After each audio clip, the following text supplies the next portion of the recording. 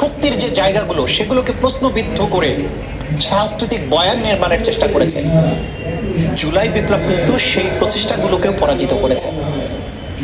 সুতরাং আমাদের ওসমান হাদি সহ এই বিপ্লবের সৈনিকেরা শুধুমাত্র রাষ্ট্র ক্ষমতার একটা পরিবর্তন করেছেন বিপ্লবের মাধ্যমে তা নয়, তারা একটি সাংস্কৃতিক বিপ্লবও করেছেন। আমাদের আত্মবিশ্বাসের দিগন্তকে উন্মোচন করেছেন। যারা আমাদেরকে ছোট করে দেখতে শিখিয়েছিল গোটা দুনিয়াকে, তাদের লেন্স দিয়ে আমাদেরকে দেশদ্রোহী, স্বাধীনতা বিরোধী, আমাদের অসংস্কৃত মনা, এইভাবে তাদের লেন্স দিয়ে দেখিয়ে গোটা দুনিয়ার কাছে প্রতিষ্ঠিত করার চেষ্টা করেছিল বাংলাদেশকে। সেই লেন্স ভেঙে দিয়ে আজকে দুনিয়াকে আমাদের জুলাইয়ের লেন্স দিয়ে দেখতে সুযোগ তৈরি করে দিয়েছে। এটা ছিল একটা কমপ্লিট সাংস্কৃতিক বিপ্লব। এইটাকে সাস্টেইনেবল করা, এইটাকে ধরে রাখার জন্য যে কাজ, সেগুলো আজকের ওয়ার্কশপ থেকে সারাদিন আমরা, বা সারাদিন না হলে অর্ধেক দিন ধরে আমরা এটা শুনছি, সেটা আমরা বাস্তবায়ন করার চেষ্টা করব। যে জাতি এইভাবে রক্ত দিতে পারে, যেই জাতি ছোট্ট দুটো ওয়ার্ডের মধ্য দিয়ে ওসমান হাদির মতো একটা ন্যারেটিভ নির্মাণ করতে পারে, তাদেরকে দুনিয়ার কেউ হারাতে পারবে না, এটা আমরা দৃঢ়ভাবে বিশ্বাস করি। চিকেন নেক দখল করে ফেলবে, পলাশবাড়িতে রাম মন্দির বানিয়ে ভয় দেখাবে যে এখান দিয়ে ঢুকবো, ওই দিক দিয়ে ঢুকবো, কিন্তু ভয় দেখিয়ে লাভ নাই। এই বাংলাদেশে সেই প্রচেষ্টা কোনোদিন বাস্তবায়িত হতে পারবে না, হতে আমরা দেব না। তারা প্রতিনিয়ত জুলাইকে আন্ডারমাইন করার চেষ্টা করবেন, প্রতিনিয়ত জুলাই যোদ্ধাদের জীবনকে হুমকির মুখে ফেলবেন, হুমকি ধামকি দেবেন, জুলাইকে সন্ত্রাস বলবেন।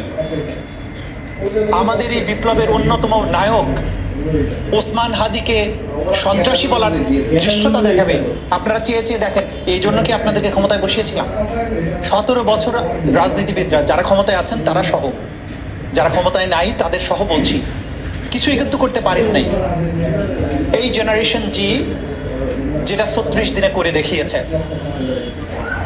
এদেরকে ভুলে যাওয়া মানে নিজের রক্তের সাথে বিশ্বাসঘাতকতা করা। জুলাইকে ভুলে যাওয়া মানে 1400 শহীদের সাথে শুধু নয়, পুরো জেনারেশনের সাথে বিশ্বাসঘাতকতা করা। তারা তো বলেছিল দেশটা কারো বাপের না, তা আপনারা বাপের দোয়া, ভাতিজির দোয়া, কন্যার দোয়া গোটা বাংলাদেশ ভরে ফেলছেন কেন? এই দেশটা যে কারো বাপের নয়, এই স্লোগান দিয়ে, এই মহাকাব্যিক একটা বক্তব্য দিয়ে তো জুলাই বিপ্লব হয়েছিল। আপনি কয়েক মাসের মাথায় সেটা উল্টিয়ে দেওয়ার চেষ্টা করছেন। এই উল্টিয়ে দেওয়ার চেষ্টা করলে সেটা বুমেরাং হতে বাধ্য।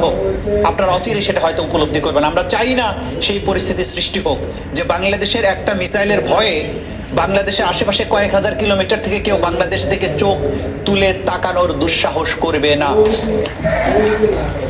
পোস্ট ডিলিট করো, নইলে সমস্যা হবে, এই একটা স্লোগান ছিল এক সময়।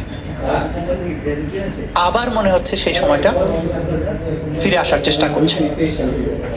কিন্তু জুলাইয়ের সময়ে যেহেতু আমাদের জেনারেশন জি পোস্ট ডিলিট করেনি, নতুন করে আর কেউ পোস্ট ডিলিট করতে বাধ্য করতে পারবে এই কথা আমরা বিশ্বাস করি না। আর কিছু না পারলে আমার একটা ভাঙাচোরা গাড়ি আছে, দরকার হলে আমি এটা বিক্রি করে দেবো, তবু আপনি একটা ক্লিক করেন। আসহাবুল ইয়ামিনের এবিসির থেকে পড়ে যাওয়া, মেয়ের মুগ্ধের পানি লাগবে পানি, এরকম হাজারো হৃদয়স্পর্শী, জীবন জুড়ে থাকার মতো যে মহাকাব্য, প্রত্যেকটি আমাদের সিনেমার উপজীব্য হতে পারে, আমাদের শর্ট ফিল্মের, আমাদের সাহিত্যের, নাটকের, কবিতার উপজীব্য বিষয় হতে পারে, হতে হবে। এটাকে আমাদের সাহিত্যে, আমাদের ভাবনায়, আমাদের জীবন জুড়ে এই কাহিনীগুলোকে নিয়ে আসতে হবে। যারা ভুলে গেছেন যে কাদের রক্তের উপর দিয়ে তারা ক্ষমতায় চলে আসলেন, তারা ক্রমাগত কিভাবে এটাকে সহ্য করছেন, যে যাদেরকে এই 1400 মানুষের জীবনের উপর দিয়ে বাংলাদেশ থেকে আমরা বিতাড়িত করলাম, তারা আস্ফালন দেখাবেন, তারা প্রতিনিয়ত জুলাইকে আন্ডারমাইন করার চেষ্টা করবেন, প্রতিনিয়ত জুলাই যোদ্ধাদের জীবনকে হুমকির মুখে ফেলবেন, হুমকি ধামকি দেবেন, জুলাইকে সন্ত্রাস বলবেন। আমাদের এই বিপ্লবের অন্যতম নায়ক ওসমান হাদিকে সন্ত্রাসী বলার ধৃষ্টতা দেখাবে।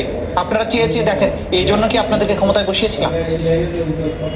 এই জন্য কি বিপ্লব হয়েছিল? 17 বছর রাজনীতিবিদরা যারা ক্ষমতায় আছেন তারা সহ, যারা ক্ষমতায় নাই তাদের সহ বলছি, কিছুই কিন্তু করতে পারেন নাই। এই জেনারেশন জি যেটা 36 দিনে করে দেখিয়েছে, এদেরকে ভুলে যাওয়া মানে নিজের রক্তের সাথে বিশ্বাসঘাতকতা করা। জুলাইকে ভুলে যাওয়া মানে 1400 শহীদের সাথে শুধু নয়, পুরো জেনারেশনের সাথে বিশ্বাসঘাতকতা করা। কিভাবে পারেন আপনারা জুলাই সনদের বাস্তবায়ন না করে থাকতে? যে আকাঙ্ক্ষা, যে মুক্তির আকাঙ্ক্ষা নিয়ে প্রত্যেকটা তরুণ ঝাঁপিয়ে পড়েছিল, তারা তো বলেছিল দেশটা কারো বাপের না। তা আপনারা বাপের দোয়া, ভাতিজির দোয়া, কন্যার দোয়া গোটা বাংলাদেশ ভরে ফেলছেন কেন? এই দেশটা যে কারো বাপের নয়, এই স্লোগান দিয়ে, এই মহাকাব্যিক একটা বক্তব্য দিয়ে তো জুলাই বিপ্লব হয়েছিল। আপনি কয়েক মাসের মাথায় সেটা উল্টিয়ে দেওয়ার চেষ্টা করছেন। এই উল্টিয়ে দেওয়ার চেষ্টা করলে সেটা বুমেরাং হতে বাধ্য। আপনারা অচিরে সেটা হয়তো উপলব্ধি করবেন। আমরা চাই না সেই পরিস্থিতি সৃষ্টি হোক। দয়া করে সংযত হন।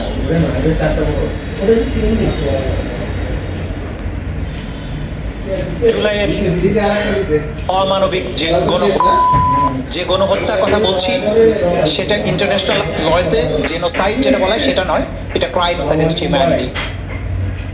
সেটার বিচার কেন স্লো হয়ে গেল? সেটার তদন্ত গত 4 মাসে একটিও তদন্ত রিপোর্ট দাখিল হলো না, একটিও নতুন বিচার শুরু হলো না কেন? আমরা কি এদের বিচারগুলো করতে চাই না? এদের প্রত্যেকটা বিচার আমাদের সম্পন্ন করতে হবে। তা না হলে যারা রাস্তায় আস্ফালন করছে তারা কিন্তু আবারও ফিরে আসার দৃষ্টতা দেখাবে।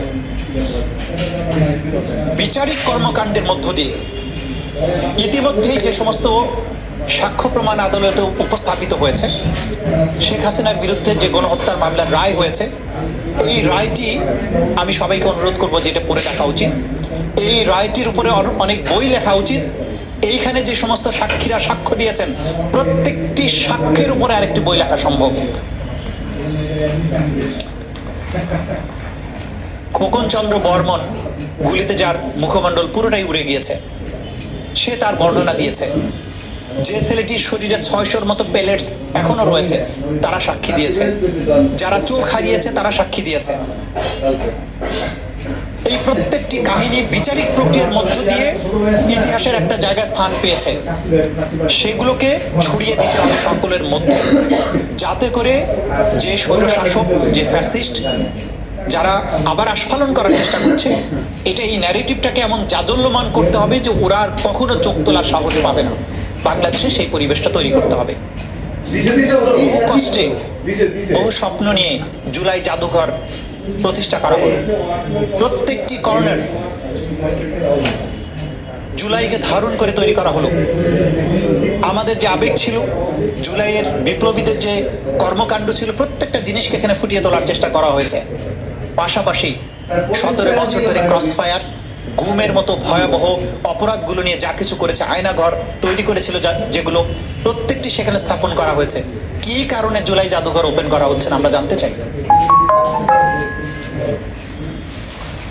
জুলাই জাদুঘরে একজন দর্শক প্রবেশ করে যখন বের হয়ে আসবে, তার সমস্ত হৃদয় ভারাক্রান্ত হবে এবং সে এমন একটি অনুভূতি নিয়ে বেরিয়ে আসবে যে 17 বছরে যে নিষ্ঠুর স্বৈর শাসক বাংলাদেশে ছিল, সে কতটা নৃশংস ছিল তার প্রতি একরাশ ঘৃণা, এবং ভবিষ্যতে বাংলাদেশে এমন স্বৈর শাসক আর কখনো আসবে, সাহিত্যে লিখতে হবে, তেমনি জাদুঘরে এটা থাকতে হবে। বিচারিক কাঠামোর মধ্য দিয়ে, বিচারিক রায়ের মধ্য দিয়ে, সাক্ষ্য প্রমাণের মাধ্যমে এই জিনিসগুলো সারা জীবনের জন্য দুনিয়ার সামনে এটা সংরক্ষণ করতে হবে। জুলাই বিপ্লবের লিটারেচার চোখ দিয়ে যে দেখার কথা বলছি, এটাকে যদি আরো বিস্তৃতভাবে চিন্তা করা হয়, রাষ্ট্রীয় কাঠামোর যে সংস্কারগুলো, সেই জায়গায় যখন জুলাইয়ের এই চেতনাগুলো প্রতিফলিত হবে, দেশটা বাপের হবে না কারণ সেটা যখন আমরা সাংবিধানিক কাঠামোর মধ্য দিয়ে প্রতিষ্ঠা করব, যেখানে পরিবারতান্ত্রিক বারবার ফিরে আসা শাসক হওয়ার ক্ষমতাকে রোধ করে দেওয়া হবে আইনি কাঠামোর মধ্য দিয়ে, সেটাও কিন্তু জুলাইয়ের লিটারেচার শুধুমাত্র কবিতা এবং গল্পই হবে না, সংবিধানের একটা অনুচ্ছেদের মধ্য দিয়েও জুলাইয়ের লিটারেচার হতে পারে। বিচারিক একটি রায়ের মধ্য দিয়ে, বিচারিক রায়ের একটি অবজারভেশন, একটি পর্যবেক্ষণের মধ্য দিয়েও জুলাইয়ের লিটারেচার হতে পারে। সেই কাজগুলো আমাদেরকে অবশ্যই সম্পন্ন করতে হবে। পোস্ট ডিলিট করো নইলে সমস্যা হবে, এই একটা স্লোগান ছিল এক সময়। আবার মনে হচ্ছে সেই সময়টা ফিরে আসার চেষ্টা করছে। কিন্তু জুলাইয়ের সময়ে যেহেতু আমাদের জেনারেশন জি পোস্ট ডিলিট করেনি, নতুন করে আর কেউ পোস্ট ডিলিট করতে বাধ্য করতে পারবে এই কথা আমরা বিশ্বাস করি।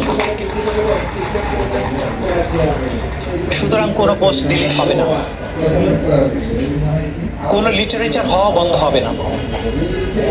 বাংলাদেশকে আমরা যে জায়গায় নিতে চেয়েছি, আমাদের শহীদেরা নিতে চেয়েছে, বাংলাদেশ সেই জায়গায় যাবে। সেই জায়গায় বাংলাদেশকে আমরা নেবই ইনশাআল্লাহ। ভয় দেখিয়ে প্রতিবেশী চলে আসবে, চিকেন নেক দখল করে ফেলবে, পলাশবাড়িতে রাম মন্দির বানিয়ে ভয় দেখাবে যে এখান দিয়ে ঢুকবো, ওই দিক দিয়ে ঢুকবো, এগুলো ভয় দেখিয়ে লাভ নেই। এই বাংলাদেশে সেই প্রচেষ্টা কোনোদিন বাস্তবায়িত হতে পারবে না, হতে আমরা দেব না। আমরা এই লিটারেচার, জুলাইয়ের লিটারেচারের পাশাপাশি আমরা চাই যে জেনারেশন জুলাই বিপ্লব করেছে তাদের মধ্যে থেকে এমন সব ব্যক্তি বেরিয়ে আসুক যারা টার্গেট সেলজুক বাইরাক্তারের মতো ড্রোন টেকনোলজিতে বাংলাদেশকে অনন্য উচ্চতায় পৌঁছে দেবে, মিসাইল টেকনোলজিতে বাংলাদেশকে এমন পর্যায়ে পৌঁছে দেবে যে বাংলাদেশের একটা মিসাইলের ভয়ে বাংলাদেশের আশেপাশে কয়েক হাজার কিলোমিটার থেকে কেউ বাংলাদেশ থেকে চোখ তুলে তাকানোর দুঃসাহস করবে না। আমাদের বে অফ বেঙ্গল, আমাদের নৌবাহিনী, বিশাল সমুদ্র সীমানা যা কিছু আছে, এগুলো নিয়ে আমাদের জেনারেশন জি যারা মহাকাব্যিক একটা বিপ্লব করেছে বাংলাদেশটাকে রক্ষার ব্যাপারে, তারা এমন সব জিনিস বের করে আনবে, এমন সব অবদান রাখবে রাষ্ট্রের জন্য, সায়েন্স টেকনোলজিতে, সামরিক প্রযুক্তিতে, অর্থনীতিতে। বাংলাদেশ আজকে যে অবস্থায় আছে, আমাদের গার্মেন্টস ইন্ডাস্ট্রি নির্ভর যে অর্থনীতি, সেটা থেকে বাংলাদেশকে বের করে নিয়ে আসার কি পদ্ধতি আছে, এইটাই জেনারেশন জির পক্ষেই বের করা সম্ভব। পুরনো ধাঁচের যারা চিন্তা করে তারা কখনো পুরনো বৃত্ত থেকে বের হতে পারে না। যারা বৃত্ত ভাঙার সাহস দেখায় তাদের পক্ষে এটা সম্ভব। সুতরাং 56,000 বর্গমাইল যে শুধুমাত্র আমাদের ভৌগোলিক সীমায় নয়, যেটা প্রফেসর ইউনূস সাহেব বারবার বলতেন যে আমাদের বিশাল সমুদ্র সীমা, এটা আমাদের আভ্যন্তরীণ ভূখণ্ড যেটা, সেটার অংশ। বাংলাদেশ বৃহৎ ক্যানভাসে আমাদেরকে কল্পনা করতে হবে। বাংলাদেশকে এই বিশাল সমুদ্র সীমা সহ বাংলাদেশের যে সম্পদ আছে সেটাকে কীভাবে ব্যবহার করে আমরা দুনিয়ার শ্রেষ্ঠ একটি অর্থনৈতিক শক্তি, সামরিক শক্তি, শিল্পকলা, সাহিত্য, সংস্কৃতিতে একটা সমৃদ্ধ জাতি নিজেরা হতে পারবো, তেমন কিছু করার শক্তি, সাহস এবং হিম্মত এই জেনারেশনের আছে। আমাদেরকে তাদেরকে শুধুমাত্র সুযোগটা তৈরি করে দিতে হবে, তাদেরকে উৎসাহটা দিয়ে যেতে হবে। আমি বিশ্বাস করি শহীদ আনাস, আসহাবুল ইয়ামিন, মীর মুগ্ধ, আবু সাইদ সহ যে শহীদেরা বাংলাদেশকে 17 বছরের এক অন্ধকার সময় থেকে মুক্তি দিয়েছে, শুধুমাত্র 17 বছর নয়, বাংলাদেশে আগের যারা ন্যারেটিভ নির্মাণ করেছে, সজলের বক্তৃতা আমি পুরোটা শুনতে পারিনি, যে ন্যারেটিভগুলো আমাদেরকে শিখিয়েছে যে দাড়ি টুপিওয়ালা মানুষ মানেই রাষ্ট্রদ্রোহী।